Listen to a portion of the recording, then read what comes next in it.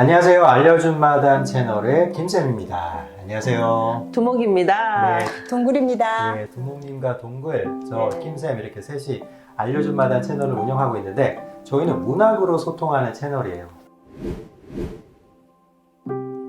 그 중에서도 저희가 이번에 새로 시작하는 프로젝트는 유럽 문학입니다.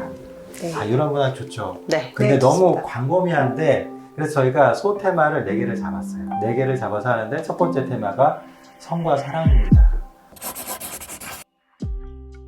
진짜 성과 사랑 무궁무진하죠. 네. 근데 성과 사랑 중에서도 저희가 첫 번째로 선택한 책은 D.H. 로렌스의 채털리 분의 사랑입니다.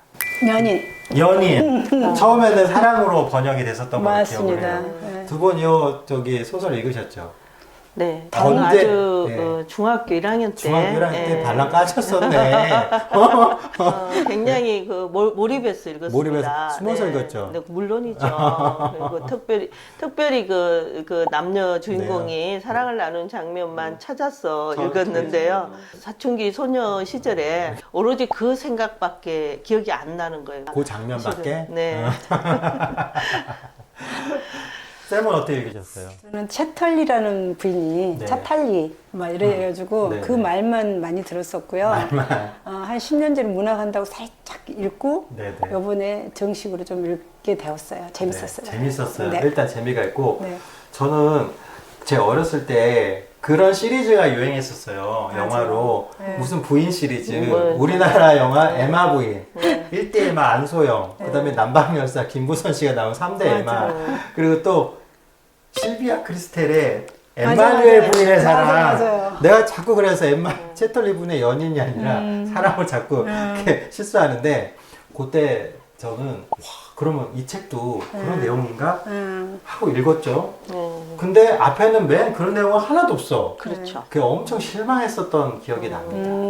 그 중간중간 찾아보면 그러니까요. 아주 내가- 끝내주는 내가 장면들이 있습니다. 성격이 급해갖고 네. 에이 뭐야 이거 하고 근데 이제 제가 지금 얘기했다시피 많은 사람들이 채털리 부인의 연인이라는 책을 떠올리면은 파격적 성의 묘사나 이게 출판하는 과정에서 막 소송까지 갔잖아요. 그렇죠. 그런 것들만 많이 각인되었을 건데 이 책을 다시 한번 찬찬히 읽어보니까 너무나 갖고 있는 함의가 많아요. 그렇죠. 그때 당시 영국 사회의 시대적인 분위기, 계급, 그 다음에 젠더 문제, 네. 여러 가지 것들, 그 다음에 도시화되고 있는 과정, 산업화되고 있는 과정 속에서 좀 잃어버리고 있는 인간의 그 인간성 이런 것들을 종합적으로 다루고 있는 책이 아닌가 싶은 생각이 듭니다. 아닌가가 아니죠. 기죠. 책이죠. 책이죠. 네, 책이죠. 네. 네. 일단은 구독자분들께서는 이 책을 모르시는 분도 있을 거예요. 아주 속속들이 줄거리를. 그래서 일단 두목님이 이 책이 어떤 책이다.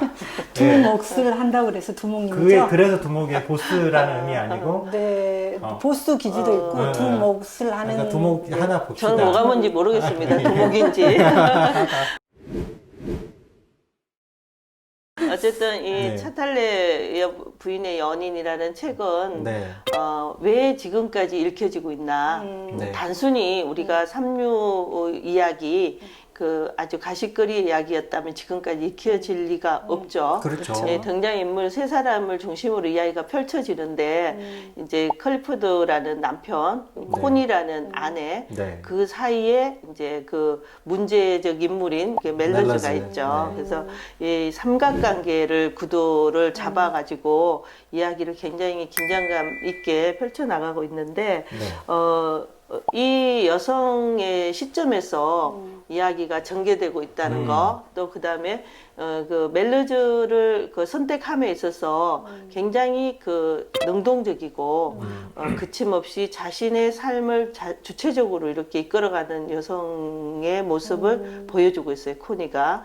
근데 1차 세계대전이 끝날 무렵의 시대적 배경을 가지고 있는데 클리푸드가 전쟁에서 부상을 당해갖고 돌아오죠. 그렇죠. 돌아와서 이제 남편을 간호하고 극진하게 이렇게 보살피다 보니까 본질은 남편을 간호하는 게 문제가 아니라 남편이 하필이면 하반신 마비가 왔어. 맞아요. 다른 데가 다쳤으면 이 파국으로 끼닿지 않았을 텐데 코니의 남편 클리포드가요 1차 세계대전 때 부상을 입었는데 휠체어를 타고 오잖아요.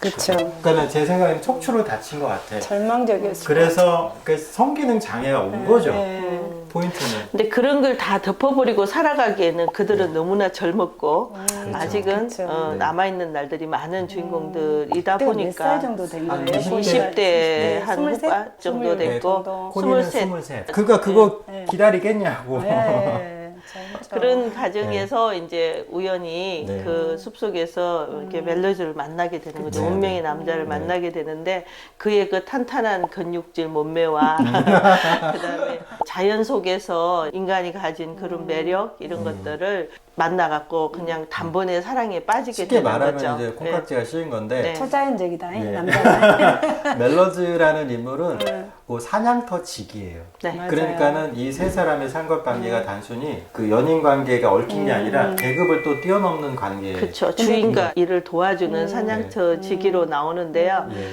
이런 부분이 이제 굉장히 극적인 어떤 설정을 했잖아요. 네네. 과연 그러면 이 두 사람의 운명이 어떻게 될 것인가 이제 흥미롭게 이야기를 이어가는 마지막에 당당하게 남편한테 이혼을 요구하고 나는 이 남자가 좋다. 멋있어. 그러면서 걸크네요. 걸크. 네, 걸크러스인데 뭐 어떻게 보면 불륜일 수도 네. 있는데 엄매 기주구가 아니라 나는 이 남자가 내 인생의 반려자라고 생각한다고 이렇게 소설이 끝이 납니다. 그래서 근데 옛날에는 제가 몰랐는데 나이 들어서 다시 읽으니까 클리포드도 좀 나이 불쌍해. 들었어요? 나이 먹었죠. 클리포드 좀 불쌍해. 맞아요. 물론 이제 클리포드가 갖고 있는 여러 가지 결함들이 있어요. 그리고 사고 방식에 있어서도 문제가 있는데 한편으로는 다시 생각해 보면 나라면 어땠을까? 나라면 쿨하게 보내줬을까? 나도 힘들었을 것 같아요.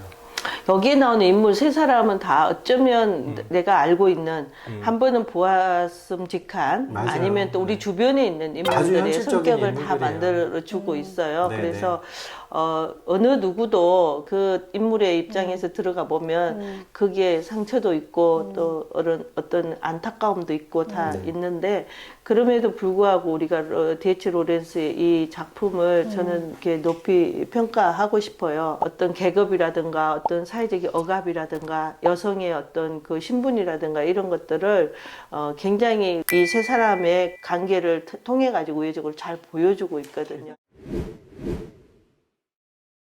이 인물들이 추석 때 배웠던 멜로드라마의 형식을 띠고 있어요. 아주 전형성을 띠고 있는데 네. D.H. 로렌스는 네. 이제 어떤 굉장히 문학적인 어떤 대립 구조나 이런 것들을 수준 높게 표현했다는 거, 이게 다른 것 같아요. 그래서 일단 이 작품의 줄거리를 이제 두목님이 설명을 해주셨는데 어떤 한 작품을 좀 깊이 이해하려면 작가의 생애나 이런 것도 아는 게 중요하거든요. D.H. 로렌스는 어떤 사람이었어요? 제 몫이죠. 네.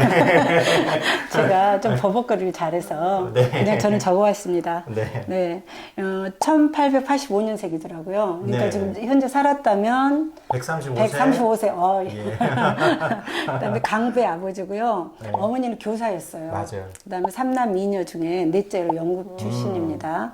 그리고 이제 약혼도 하고 파혼도 하고 해가지고 본인의 최종적인 그 결혼 과정도 좀 파격적이더라고요. 예, 파격적이에요. 결혼 대상이 예. 자기 그 교수의 대학 교수의 와이프죠. 아이프. 네. 근데 그 아이프가 그 32세인데 6살 연상이야. 6살 연상. 그리고 그 당시에 딸 네. 둘에 아들 하나. 굉장하죠. 그러니까 쉽게 파격적이죠. 말해서 로렌스는 총각장가 간 거고 네. 대상은 미부녀인데 아이들도 있다. 그러니까 노렌스 이 결혼 간만에도 앞서가는 사람이라는 맞아요. 생각이 드는 거예요. 정신이 깨어있네요. 네, 그리고 또 그 이상적인 공동체 네네. 아시죠? 뭐 그렇게 막 밑도 끝도 없이 말하 어떻게 알아? 레너님 건설을 꿈꿨다는 거야. 아, 그래요? 그러니까 이상적인 공동체가 무슨 공동체가 궁금하기도 해요. 그러니까 근데 뭔가 자연주의적인 이상 사회 이상사회, 공동체 이런 걸 유토피아 같은 것들 꿈꿨네요. 꿈꿨던 것 같아요. 그다음에 이제 자기 고향 런던이나 이스트우드 그런 도시를 다니면서 네. 현대의 어떤 소굴적인 삶이라든가 기계적인 그런 삶을 보고서 좀 해이를 느끼면서 이 작품을 썼던 것 같아요. 근데 한참 유럽으로 치면 대공황이 있을 때죠. 그렇죠. 예. 그래가지고 이 차탈리 부인을 썼던 것 같아요. 이 정도로 가볍게. 가볍게 안 가벼운 것 같은데 무겁네. 아니 그러니까는 그 이 생애를 네. 동구쌤한테 들어보니까 이런 것 같아요. 이게 성을 매개로 하고 있지만 그 안에는 자연과 대립하는 도시 너무 산업화된 문명, 네. 그리고 우리가 인간이 돌아가야 될 어떤 고향으로서의 자연, 이런 것들을 구조를 가지고 글을 쓴 것 같아요. 맞아요. 네. 뭐 여행도 많이 다녔더라고요. 지금으로 말하면 여행인데 그때는 네. 그냥 방황한 것 같기도 해. 좀 결혼해서 방랑을 방랑하고. 했을 것 같아요. 네. 그래도 저는 이 작품이 여성의 어떤 불륜을 주제로 한 다른 그 아주 빛나는 작품들하고 차별화된다고 네, 생각되는 맞아요. 부분은 그쵸. 안나 카레니나 그다음 플로베르 보바리 부인 뭐 이런 것들도 비슷한 그런 주제를 가지고 있잖아요. 그런데 그 소설들이 그 가지는 그 주인공들의 어떤 그 마지막 그 행복 거의 파국으로 끝나는데 그렇죠. 소위 말하면 잘못을 저지른 여성들한테 단죄를 하는 그런 분위기였다면 이 로렌스의 채틀리 부인의 연인에서는 굉장히 해피엔딩으로 코니의 손을 들어주는 듯한 그런 걸로 소설이 끝이 납니다. 로렌스가 이제 목적을 추구했던 것이 무엇인가를 제 나름대로 이렇게 생각을 해보면 어쩌면 그 멜로즈라는 인물의 저 작가 자신의 모습을 투영을 하고 코니에게 그 멜로즈를 선물하는 듯한 그런 느낌을 저는 소설을 마지막을 보면서 느꼈거든요. 이걸 해피엔딩으로 끝난다고 말해야 되나요? 글쎄요, 그게 해피엔딩이 될지는 또 살아봐야 알겠죠. 그렇죠. 그렇지만 당당하게 바람 피우는 그런 여성을 그 주인공으로 해가지고 그 자기의 삶을 주체적으로 이끌어가는 그런 인물은 어떻게 보면 로렌스 이 작품이 첫 신호탄이 아니었을까. 굉장히 문학사적으로 의미가 있는 작품이다. 그렇죠. 이런 이 생각이 작품이 듭니다. 이게 코니가 주인공인 거잖아요. 그리고 물론 이제 작가의 자신을 멜로즈에게 투영했는지는 모르겠지만 어쨌든 이 작품을 이끌어가는 사람은 코니예요. 근데 사실 코니가 클리포드와 결혼하는 과정을 보면은 그 사교 무대에서 서로 지위와 재산이 맞는 사람들을 물색해가지고 끼리끼리. 적당히 이렇게 해서 맞춰서 가는 결혼. 네. 근데 거기에는 사실 코니의 선택은 사실 없었던 거죠. 근데 이제 코니가 진정한 사랑이 무엇인지에 대해서 깨달아가면서 건강한 육체적인 사랑을 통해서 또 멜로디에 대한 어떤 그런 걸 느끼게 되잖아요. 그렇죠. 그래서 그러면서 이게 단순히 바람 얘기가 아니라 신실한 사랑을 찾아가는 얘기고 이 두 사람이 그냥 불장난 끝나는 게 아니라 다시 제도 안에서 서로에게 약속하고 하나의 가정을 이루려고 하는 거예요. 근데 여기서 중요한 것이 그런 모든 것들을 주도하는 사람이 콘이라는 거죠. 사실은 멜로디는 좀 머뭇머뭇하잖아요. 그렇죠. 계급적으로도 차이가 있고 그러다 보니까 조금 머뭇머뭇했는데 오히려 코니가 주도적으로 이 관계를 이끌어 나가는 저는 그런 면에서 참 의미가 있다고 생각해요. 그러니까 당대의 어떤 분위기상 여성이 그렇게 주체적으로 자기네 삶이나 자신의 사랑을 선택할 수 있다는 것은 네네. 굉장한 그 센세이션을 일으킬 수 있는 맞아요. 부분이죠. 어쩌면 남자들이 그런 상황을 싫어해서 그렇죠. 출판을 더 막지 않았을까. 저는 영화에서 그럴 수도 있어요. 영화에서도 이제 네. 보고 이제 이 책에서도 보면 네. 진짜 진정한 사랑, 접촉 같은 것들이잖아요. 네, 네. 근데 정신적으로도 이완이 되고 그러는데 그 영화 화보나 영화 속에서 보면 남자가 굉장히 여자의 등을 굉장히 쓰다듬어줘요. 굉장히 몰입해서 보셨나 네, 보다. 굉장히 재밌죠. 근데 예. 쓰다듬어주고 네. 어떤 접촉이나 그런 가진 온기를 느껴요. 맞아요. 이런 표현들을 문학으로 이렇게 잘 표현하지 않았나 싶기도 해요. 그래서 그런 어떤 아주 구체적이고 디테일한 묘사들이 네. 또 파격적인 성의 묘사이긴 하지만 성 그 자체에 포커스를 맞춘 것 같지는 않아요. 가끔 다니자키 주니치로의 책을 읽어보면은 네네. 탐미적으로 아예 네. 극으로 가잖아요. 일본 문학의 예. 탐미주의자죠. 그래서 성을 바라보는 관점, 다루는 그 태도 이런 것들이 로렌스는 좀 다르다. 그게 그 성을 뛰어넘은 어떤 그 지향성이 있다. 그래서 단순히 이게 그냥 야한 소설이다를 넘어서는 평가를 받는 이유가 거기에 있다고 생각을 하고 그렇죠. 저희가 1부에서는 이제 이 채털리 부인의 연인에 대해 전반적으로 다루고 이제 본격적인 얘기는 이제 성과 계급이나 이런 얘기는 2부, 3부에 나눠서 할 건데 네. 일단은 읽어보시고 나서 아, 난 이 문장은 정말 주옥 같아. 나는 정말 이 문장만큼은 네. 독자들에게 꼭 알려주고 싶어. 이런 문장 있나요? 뭐 이 책 분량으로 봐서 수많은 문장을 줄치고 싶었지만 네. 그래도 제가 첫방이라 그런지 좀 네. 너무 원색적인 문장을 또 들 수가 없으니까 마음의 조금은- 밑줄은 성의 묘사 있지만 예. 조금 품위 흥미 있게 네. 그래서 소설의 도입에서 예. 사실은 그 작가가 개입이 돼서 얘기하는 것처럼 네네. 하는 부분이 있어요. 그런데 네. 그 짧은 한 단락의 그 문장들이 네. 이 소설의 운명을 다 내포해 예고하고 보여주고 있다? 있는 예. 그 장면이 있는데요. 네네. 이게 첫 번째 그 소설의 첫 단락입니다. 자, 우리 시대는 본질적으로 비극적이다. 이렇게 첫 문장이 시작됩니다. 그래서 우리는 이 시대를 비극적으로 받아들이지 않는다. 큰 격변이 일어났고 우리는 폐허 한 가운데 서 있다. 우리는 자그마한 보금자리를 새로 짓고 자그마한 희망을 새로 품기 시작하고 있다. 이것은 좀 어려운 일이다. 미래로 나아가는 순탄한 길이 이제는 전혀 없기 때문이다. 하지만 우리는 장애물을 돌아가든지 넘어가든지 한다. 아무리 하늘이 무너진다 해도 살아나가야 하는 것이다. 이렇게. 오한데요, 목소리. 근데 어쩌면 코니와 멜로즈가 독자들로 하여금 소설이 끝났지만 다시 소설이 이어진다는 느낌을 이 문장에서 보여주지 맞아요. 않을까 그런 저는 생각을 사실 합니다. 개인적으로 이렇게 작가가 직접 자기 목소리를 들고 나오는 거를 그렇게 선호하지는 않는데 그 당시의 시대상이나 또 그때 당시의 문학적 트렌드를 감안을 하면 이렇게 자기 주제의식을 직접 드러낼 만큼 이 사람은 이 메시지에 절실했구나라는 게 또 느껴져요. 그러니까 메시지를 던질 때는 아주 직접적으로 네. 바로 던지는 그런 네네. 문체의 특성이 있어요. 맞아요. 네. 그 저도- 동글쌤은 어떻게 내가 선택한 문문상 네.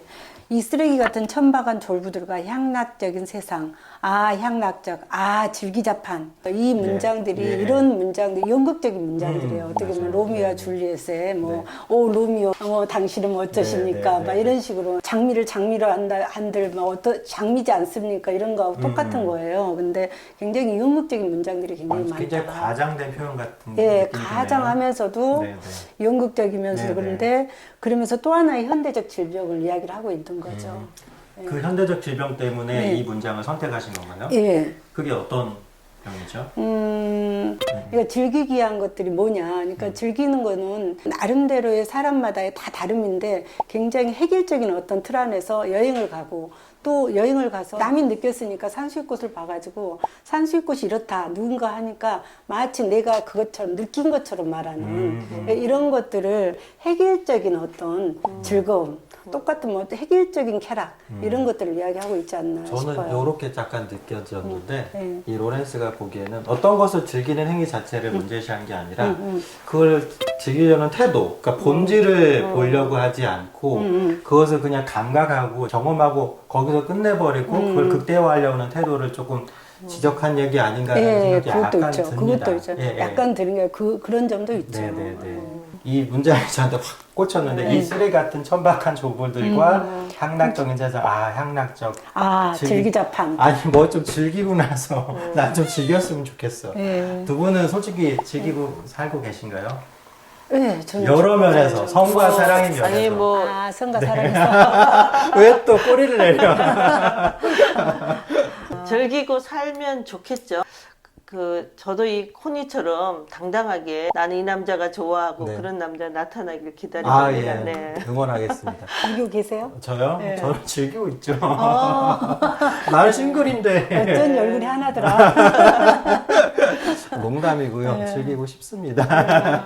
그래서 이제 제가 이 질문을 조금 짓궂은을 왜 꺼냈냐면 아직도 우리는 이런 질문을 이런 대화를 나누는 게 좀 어색해요. 그쵸. 맞아요. 물론 있는 걸 그대로 다 드러내는 게 모든 게 자연스러운 건 아니에요. 왜냐면 감출 건 감추고 하면서 왜냐면 우리는 문명을 이루고 살고 있으니까. 그런데 그게 어떤 적당한 선에서의 에티켓이 아니라 그게 강요로 오고 폭력적으로 때로는 코니에게 폭력적인 그 삶을 강요한 거잖아요. 그렇죠. 그러니까 그런 것들에 대해서 문제점을 지적한 책 아닌가라는 맞아요. 생각을 했습니다.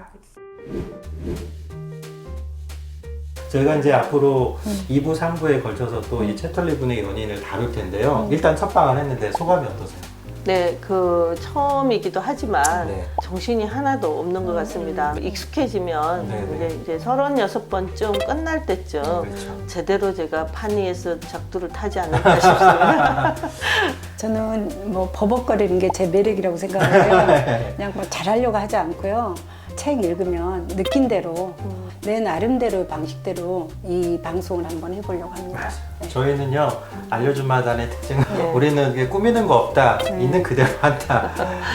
좋게 표현해서 이런 거고 그냥 네. 무대포로 한답니다. 그래서 앞으로도 2부, 3부 또 유럽의 테마를 가지고 이렇게 쭉 진행할 텐데요. 함께 해주시면 좋겠습니다. 자, 지금까지 알려준 맛 단이었습니다. 네, 감사합니다.